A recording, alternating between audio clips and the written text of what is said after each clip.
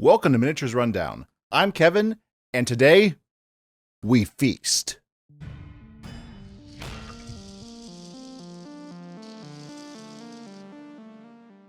So, by the time you're watching this, the new Ogor Mawtribes Battle Tome has probably made it to the shelves at a game store near you. And let me tell you, it is really full of some very fun stuff. In keeping with the line of new late edition battle tomes where they're really pulling out the stops and adding some really interesting new mechanics to the game. The Ogor Mawtribe book is not an exception to that. In addition to the new models that are coming out for the army, which we've seen in the summer preview, which are absolutely gorgeous. There is not a bad sculpt in that whole bunch.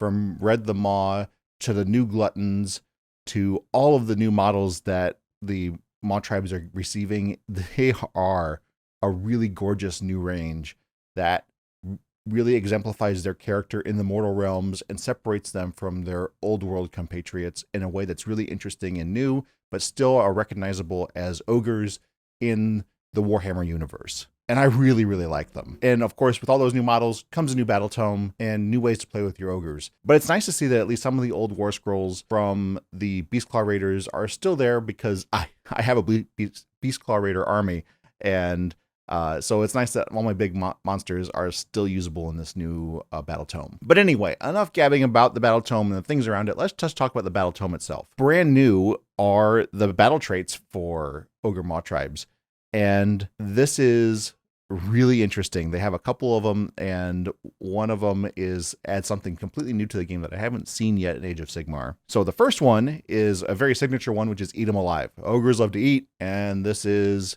part of that identity. So to let you know the text of the ability, you basically will pick a friendly ogre unit that had fought and wasn't fighting faction terrain. You pick that target unit to be that is in combat with that target, and you do D3 mortal damage. Note, it's not on a 2-up on a D3, it's just D3 mortal damage, so there's not a chance of failure for this.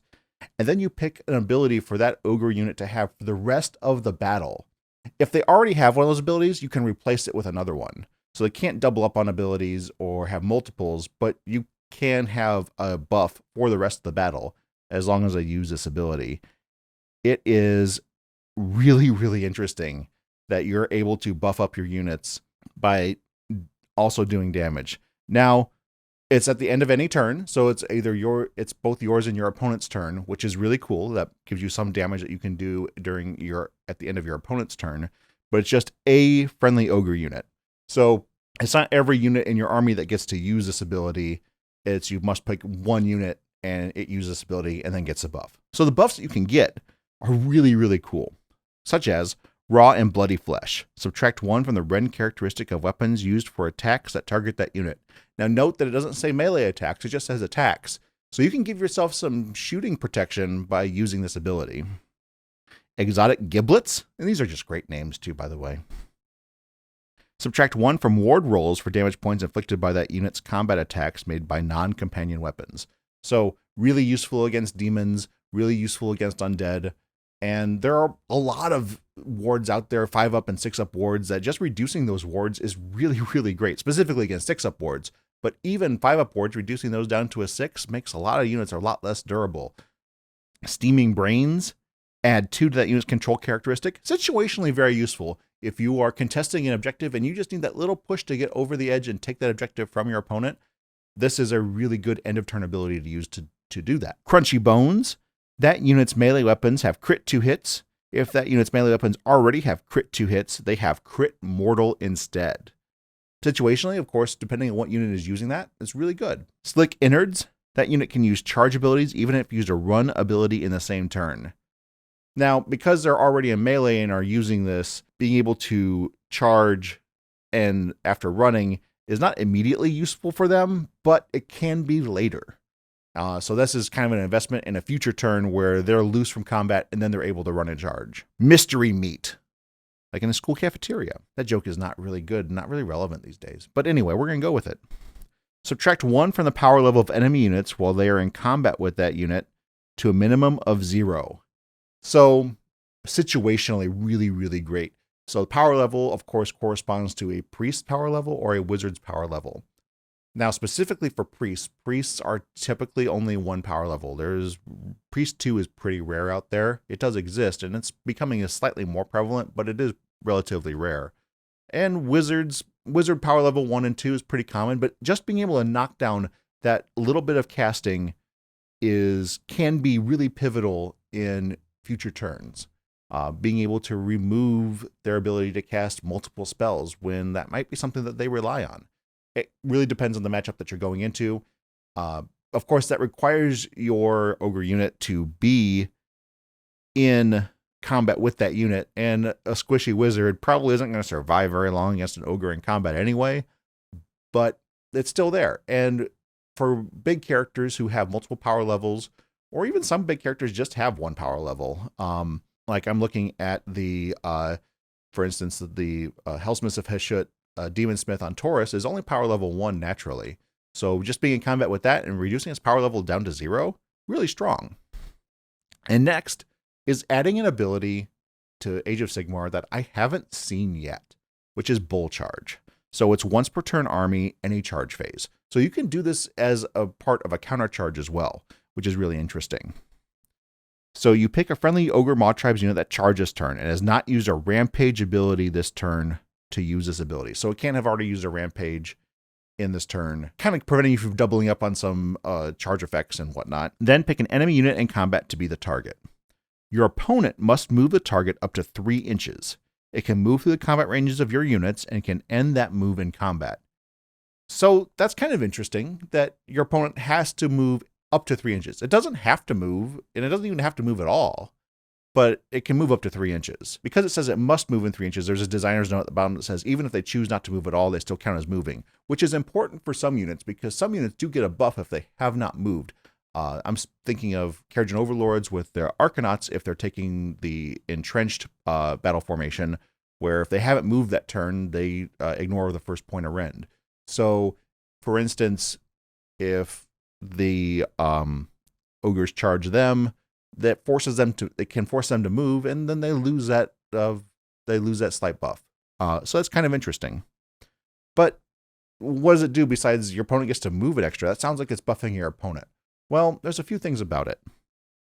After your opponent has done so, roll a dice for each model in the unit using this ability that is within 3 inches of the target. Add 1 to the roll if the unit using this ability is a Gutbusters unit. For each 3+, inflict 1 mortal damage on the target. So, a unit of Gluttons charging can do a bunch of mortal wounds. The push, which your opponent can elect to move up to 3 inches, is a chance to avoid some of that mortal damage. Now, why that's interesting is because now your opponent may be forced to move depending on the board state, their position, and where they are. Could be on an objective, trying to avoid mortal damage while having to still move. So you could effectively push, very literally push an opponent off of an objective by doing this. Then the unit using this ability can make a pile-in move. If the target of this ability is still in combat with the unit using this ability, then the target of this ability must be picked to be the target of the pile-in move. So what that whole line of text that kind of repeats itself for good reason is saying is that if they do elect to move, then the ogres who use this ability get a pile-in move to get closer to that unit if it still exists. If it doesn't exist, then you can still make a pile-in move, just they don't have to be the target. So this is really, really cool. I have not seen a mechanic in Age of Sigmar that moves an opponent's model. There are a couple of things like Cruel Boys, the killer boss on the Ashtooth, can pick up a enemy hero and place it within an inch of itself after itself moves. So that's kind of the same thing. But I haven't seen an ability that's kind of army-wide that allows you to move your opponent's models. Now, you as the ogre player don't get to actually move them in a direction of your choosing. The opponent still gets to move them, but you would use this, because it's only once per turn army, you would use this in a place where it's advantageous for you to move, to give your opponent a chance to move. And they move to avoid the mortal damage. So in a lot of cases, especially if you're charging something like a monster or a hero, and you elect to do this to a hero, there might be a chance that the hero can't move at all. There might be a chance, and so they're going to take a bunch of mortal wounds, or they're going to move away from buffing range, or move something out of buff range in order to avoid a bunch of mortal damage. This is a really, really cool ability.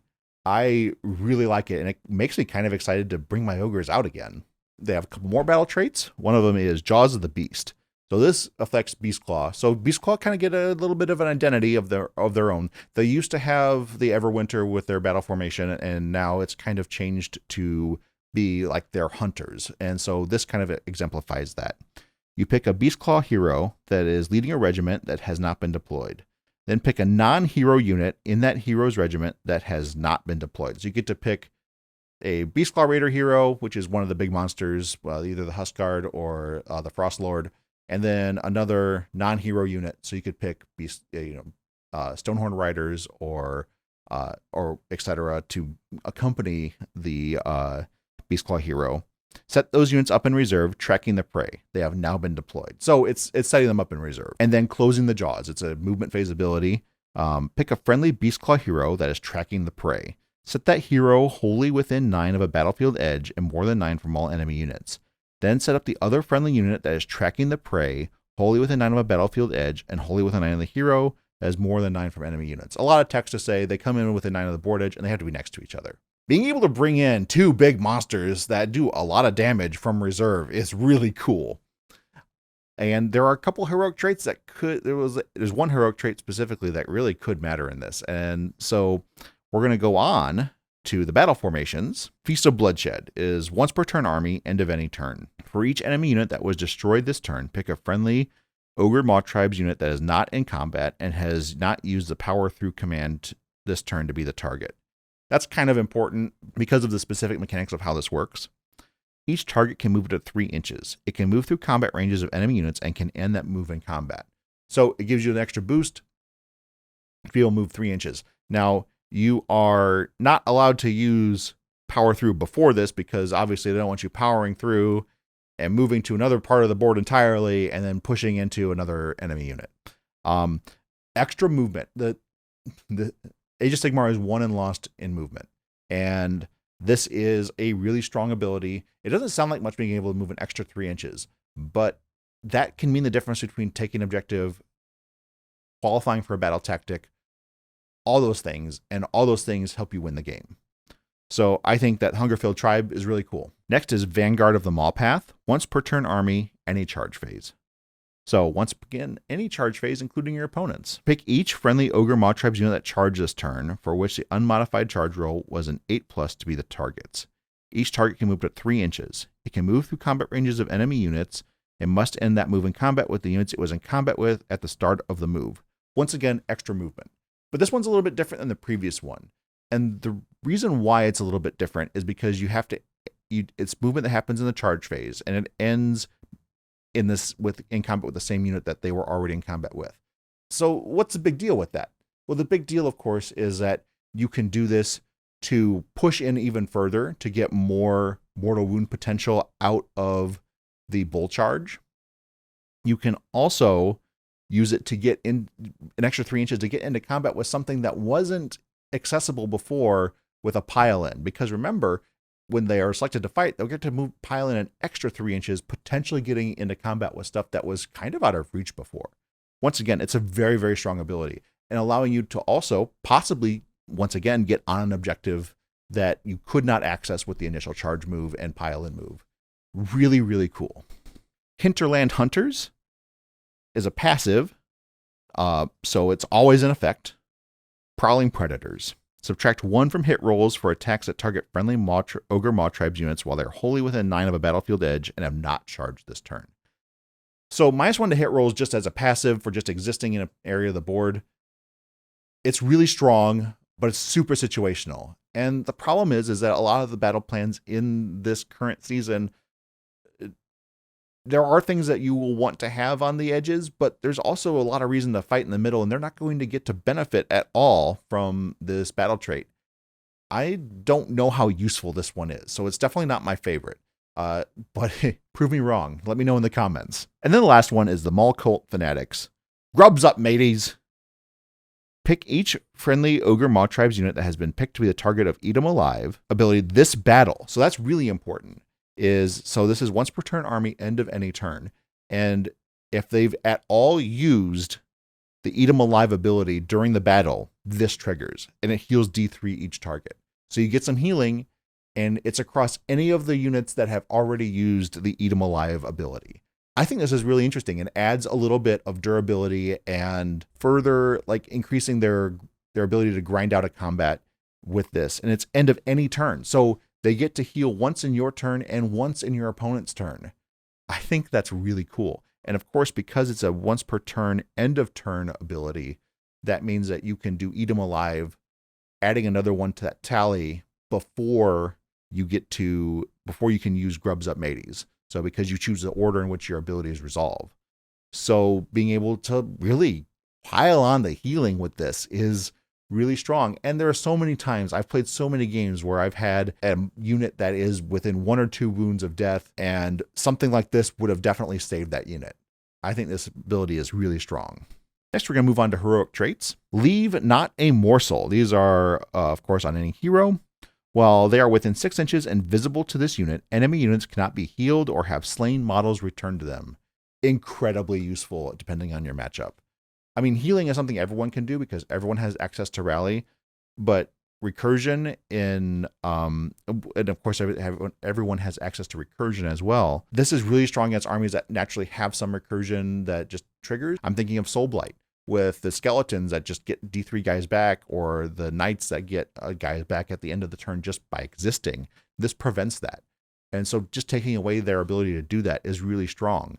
I think that this is really cool. There are some matchups where this is going to matter a whole lot less, but I do think that this ability in the right matchup is going to be devastating. And it's 6 inches. It's not combat range, so you can get there without having needed to charge. I really like this ability. Then, dreaded far and wide. So basically, kind of like a big name type thing. Ogres, for those of you not familiar, one of the big things with ogres in their lore is that they have big names, and that means that they've done something and they have traits that accompany that big name. Ignore negative modifiers to this unit's control score, to hit rolls and wound rolls for this unit's non-companion attacks. That's really important because if you give it to a monster, the monster's going to still get debuffed and whatnot. Charge rolls for this unit, so no one can give them a negative to charge. That could be really cool too. And the number of dice rolled when making charge rolls for this unit. There are some abilities out there that remove charge dice from your charge roll. This is a way to say, nah, we're good. I'm thinking of, for instance, the feat for Ogor Mawtribes and the bamboozling flak gun for Kharadron Overlords are ones that take away your charge dice, and this prevents that. So a big hero that wants to get into combat and really make a name for himself can get there. Then there's once per turn army, any combat phase, the Crusher Guts. If this unit charges this turn, pick an enemy unit in combat with it to be the target. Roll a dice. If the roll exceeds the target's health characteristic, one model in that target unit is automatically slain, and the target cannot make pile-in moves for the rest of the turn. This is really strong, and it doesn't sound on its surface to be incredibly. It only kills one model, but being able to prevent the pile-in moves means that you can charge the flank of a unit, remove a model, and then they can't pile in. It really reduces the number of attacks that are possible to make onto that unit to reprise against it. Incredible for control of the board. I really like this ability as well. I don't think there's really a bad heroic trait in this bunch. It just kind of depends on how you build your army and what you want your heroes to do. Then we have the Artifacts of Power, starting with the Trophy Rack. So as in your deployment phase, you pick one of these abilities. For the rest of the battle, melee weapons used by other friendly Ogor Mawtribes units have the corresponding weapon ability while they're wholly within 6 and visible to this unit. Wholly within 6 is pretty rough, especially since the base sizes for ogres are pretty big. This is a really hard one to maintain and make sure that you have to pay very careful attention to your movement in order to take advantage of this. The first one is Squeezed Head, Anti-Monster, +1 rend. Very nice. Smash City Rubble, Anti-War Machine, +1 rend. Of course, you get to pick this in deployment, so if you know you're playing as, for instance, Kharadron Overlords or Hellsmiths of Heshut or Cities of Sigmar, who tend to have a lot of war machines, this could be really great. Torn Appendages, Anti-Cavalry, +1 rend. Once again, you know what your opponent's playing, so you get to tailor the trophy rack to your opponent. I think that's really cool. It's just maintaining that 6-inch bubble and making sure you're all wholly within is going to be a kind of a exercise in discipline on your part and making sure that you maintain that bubble. Otherwise, you're not going to get much use out of this thing. Then there's a Carvelox Hide effect. This unit has Ward 6+. It also has Ward 4+ against damage points inflicted by spell abilities, prayer abilities, and abilities used by manifestations.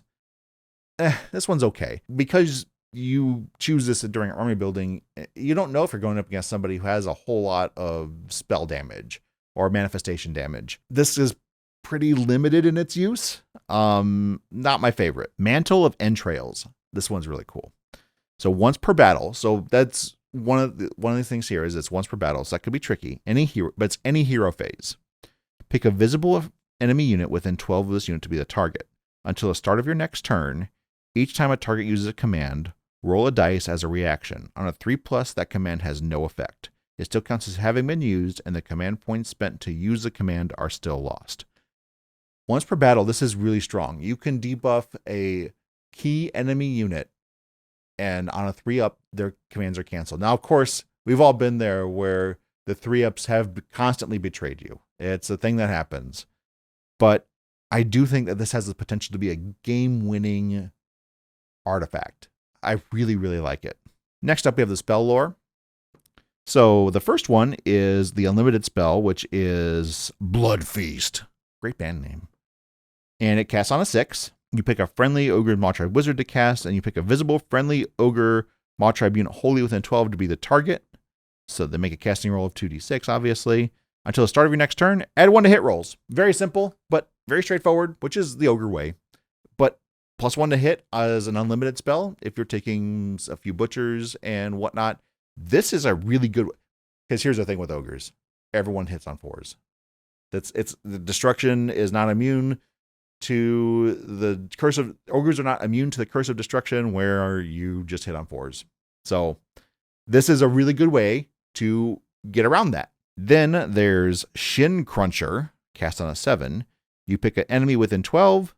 Until the start of your next turn, each time the target ends a move or is set up on the battlefield, inflict D3 mortal damage on the target after the ability has been resolved. And there's a designer's note that Bull Charge counts for this. So once again, in Bull Charge, there was a designer's note that even if they elect to move 0, they still count as having moved.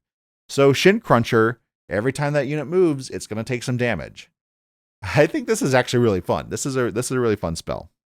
And it's a great way to do some chip damage.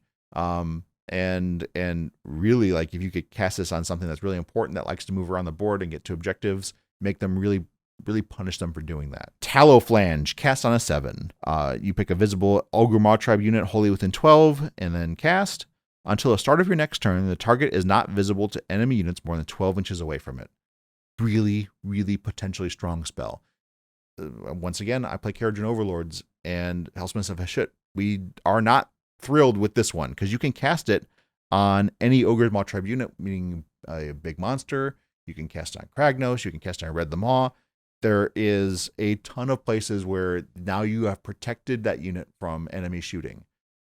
I really, really like this ability, this spell. Overall, I think the Ogre spell lore is really strong.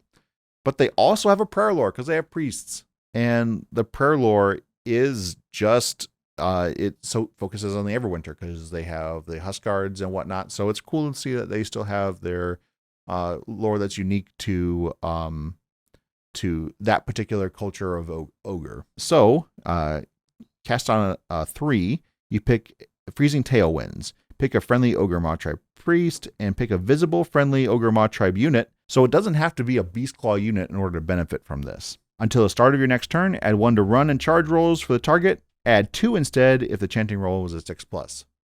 Adding 1 to run and charge is just really great, especially if you can combine it with the ability to run and charge. Really get some threat extension out there. Then next is a signature, which is Pulverizing Hailstorm. You pick a friendly Ogor Mawtribe unit to Mawtribe priest to chant it, and then choose an enemy unit within 12. If the chanting roll was an 8+, you can pick another eligible unit to be the second target. Then straight 3 mortal damage. It's not a dirty D3. It's not D3. It's not D6. It is a flat 3. That is a very, very good prayer. A great way to finish off something that's just almost dead or just to put a chunk of damage out there. Then, also cast on a 4 is Fortifying Hoarfrost. Pick a friendly Ogor Mawtribe priest to chant. Pick a Ogor Mawtribe unit wholly within 12 to be the target. Until the start of your next turn, subtract 1 from wound rolls that target that friendly unit. In addition, if the chanting roll was an 8+, Until the start of your next turn, subtract 1 from the rend characteristic of weapons used for attacks that target that friendly unit. An incredible defensive prayer. -1 to wound is becoming more common in Age of Sigmar. I was about to say that it's not super common, but you're starting to see more of that debuff out there. And subtracting 1 from rend as well can make a unit really hard to deal with. Once again, these prayers are all good, and I can see good uses for all of them. And now finally we come to the War Scrolls. Now, as in all of our review videos, I'm not going to go through every single War Scroll and read them to you. There's plenty of information out there, but I'm going to talk about the ones that I'm most excited about. So one of them that I'm very excited about is the Tyrant on the Gluthorn, which is one of the new models out there. It's the dual kit with Morgar the Mighty. And I really like that. First of all, 16 health with a 3-up save. Very, very durable. 10-inch move, 10 control. It has really good damage with 4 attacks, 4s and 2s. Even the heroes hit on 4s in Ogor Mawtribes. Just get used to it. You're hitting on 4s. That's just how this army works. 2 to wound, rend 2, 3 flat damage. And with crit mortals, which is really nice. And then the Gluthorn, horn and hooves have charge +1 damage. And their companion weapons, 7 attacks. 7 attacks. 4s and 2s, 2 rend once again, and 3 flat damage. Really good combat profile. Once per turn, army reaction, you declare a charge ability for an Ogor Mawtribes unit wholly within 12 of this unit. So it's not your turn only. It's a reaction to declaring a charge ability, which includes countercharge. And that's really important for this. You get to re-roll 1 dice in that charge roll. That's amazing. Being able to not just re-roll the whole charge roll, that's fine. But being able to roll, see that you rolled a 6. Say you roll a 6 and a 1, so you got a 7, and you need an 8 to get there. Okay, well, normally that's kind of a risky reroll on its own because you're still rerolling both dice. You can pick that 1 and reroll it. And then if you reroll it into a 1, that's just your bad luck. But chances are, then you're going to make that charge. This is a really, really cool ability. I am very excited about this particular unit. Being able to modify your luck and manipulate dice in this way is... I don't think there's another unit in Age of Sigmar that does specifically this. Correct me if I'm wrong. Let me know in the comments of how wrong and bad I am at this. Then it has its Rampage, which is once per turn, any combat phase, the Gluthorn Stampede. If this unit charges turn, pick an enemy unit and combat with it to be the target. Roll a dice. Add 1 to the roll if the target is infantry. On a 4+, the target has strike last. So being able to make something strike last if you charged. That's really good. Because of... Ogres aren't super durable, but they have a lot of wounds, so there's a lot of meat to cut through. Being able to make something pile onto a target and make it strike last is really great for this army because there's a way less chance that reprisal is going to take away some of your offensive ability. Next on my list is an old model, but it's one that I'm really excited about, is the Iron Blaster. I've always really liked the Iron Blaster, even going back to Warhammer Fantasy days, and this guy is really still really fun, and I'm glad he didn't get put into the gonna make it to Legends category. Even though in the lore for this book, Morgar the Mighty has basically said, you guys need to stop using black powder. It's ruining all the meat. So that's why you see less black powder stuff in the new Ogre models, and a lot more crossbows and things like that.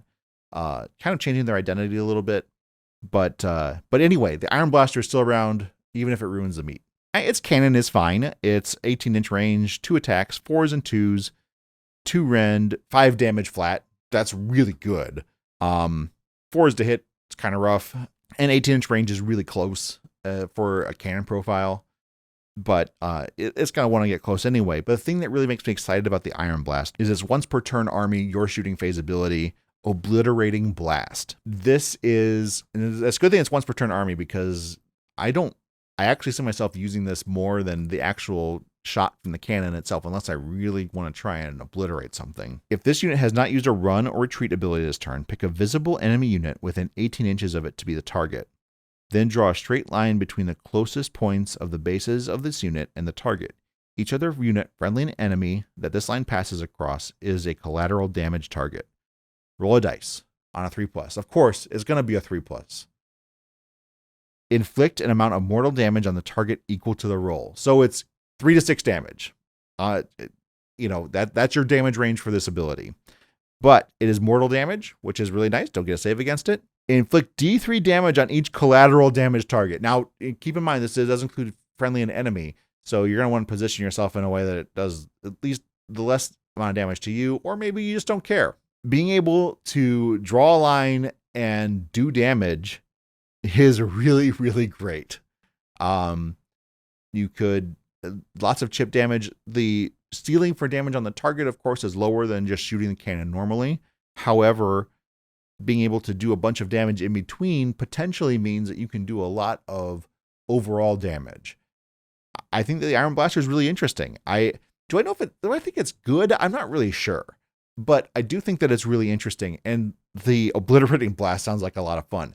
And honestly, it kind of does embody how this cannon looks. Like, it fires just a giant cannonball that just flies across the battlefield and does a bunch of damage to stuff that's in its way. I really like it. I think that that's a really cool unit. And then I would be remiss if I didn't talk about my favorite unit in the new Ogre range, which is Red the Maw. This is such a cool model. They really did a good job of taking the idea of the Maw Pot, which was formerly a terrain feature. It's not their terrain feature anymore. They can't take that. But taking, so they have the Maw Pit as the Ogre terrain feature. You don't get a choice between the two. But Red the Maw is a great way to like embody that pot. It's a big personality of the ogres, that they're cooking and they're eating, and that's what Warhammer ogres are. And I think that Red the Maw specifically is really, really great. 18 wounds, very hefty on a 4-up save, so pretty durable. Only a 6-inch move. We've got a giant pot he's, walking around with. He's got a couple weapons. Red's Ladle, which is 5 attacks, 4s and 2s. Even the big name character hits on 4s. Welcome to destruction. 2 rend, 3 damage, and then the Acolyte's Blades and Gorger's Claws, which I will note are not companion weapons, are 8 attacks, 4s and 2s, 2 rend, 2 damage. So a little less damage, but overall the damage is pretty good. It's just the hitting on 4s don't get debuffed. So he has a few abilities that I really like. Son of the Hungering One. While they are wholly within 12 of this unit, friendly non-Maw Seekers, which is kind of the new Ogre like sub-culture thing, Ogor Mawtribes infantry units have Ward 6+, and then friendly Maw Seekers have Ward 5+. Ward 5+ is very good. And having Ward 6+ on units that have such a high wounds characteristic is also great. And it's not taking up, like, of course I said with the artifact that gives your unit a 6-up ward, that I said that wasn't that great. Well, it doesn't take up an artifact slot. This guy just exists and he's giving it to everybody around him. He has a command in your hero phase, From the Depths of the Cauldron. It's 1 command point. You pick a visible, friendly, non-hero Ogor Mawtribes unit wholly within 12 of this unit to be the target. So you can't pick a hero. The target can immediately use the Eat 'em Alive ability as if it were the end of your turn and it was eligible. They were eligible to do so. Once again, it gets to use Eat 'em Alive. That's really, really cool. Which means that if it's doing Eat 'em Alive in the hero phase, so that buff will be useful in the following turn. Then he has his spell. Cast on a 7, the Maw opens. Pick a visible friendly Ogor Mawtribe unit wholly within 12 to be the target, and then make a casting roll, yada yada. Cast on a 7. If the target is not in combat, it can move D3+3, but must end that move no further to the nearest enemy unit that is visible to it. It cannot move into combat during any part of that move. If the target is in combat, inflict D3 mortal damage on each enemy unit in combat with the target, then heal D3 to the target. If the target is a Maw Seeker unit, instead inflict 3 mortal damage on each enemy unit in combat with the target, and then heal 3 on the target. The reason why this is so cool is because he can cast it on himself. And he's got a huge base, and he can be in combat with a lot of different enemy units. So he himself is a Maw Seeker, so his durability doesn't necessarily come from his save. He does have a 5-up ward, and he does have a 4-up save, but the thing that makes him really, really cool is that he can, when he casts a spell, he can just do a bunch of mortal wounds and then heal up all of that damage. And since he's a Maw Seeker, it's no matter how much damage he deals with this spell, it's healing 3 to him. That is really, really cool. It makes him incredibly hard to bring down and really hard to deal with. He's constantly healing. Now, it does cast on a 7, which does make it a little bit difficult to get the spells off. But he is Wizard 2. And then, of course, if you try and use it in your opponent's turn, it goes off on an 8 instead. So there's not a guarantee that it's going to go off, but when it does, it's a really, really strong spell. And it's a great way for you to heal your other units too, because you can cast it on other units besides himself if he's not on the front line. I really, really think that this guy is awesome. Besides having a really cool model, really cool combat profile, and some great abilities. Like, they really hit it out of the park with this one. And that's the thoughts of Ogor Mawtribes. I went over a few war scrolls that I thought were really interesting. There's a ton, but don't let that make you think that there's not a ton of interesting stuff in here. There's a ton of great war scrolls. It's hard to find some losers actually in this. I think that this army looks like a ton of fun, and it looks really effective on the battlefield to boot. So I think that this is a real win for Age of Sigmar and people who love ogres. Let me know what you think about ogres in the comments. Do you love them? Do you hate them? Are you excited? Or are you not excited? Let me know. I'd love to hear what you think. As always, don't forget to like and subscribe if you like this content and you want more. It really does help us out. Every like, every subscription does help us bring this content to you. Not to mention also our Patreon. Every dollar you give really helps us diversify our content and make really cool and interesting stuff for you guys to see and participate in. And with that, the feast is over, but there's more yet to come. Happy gaming.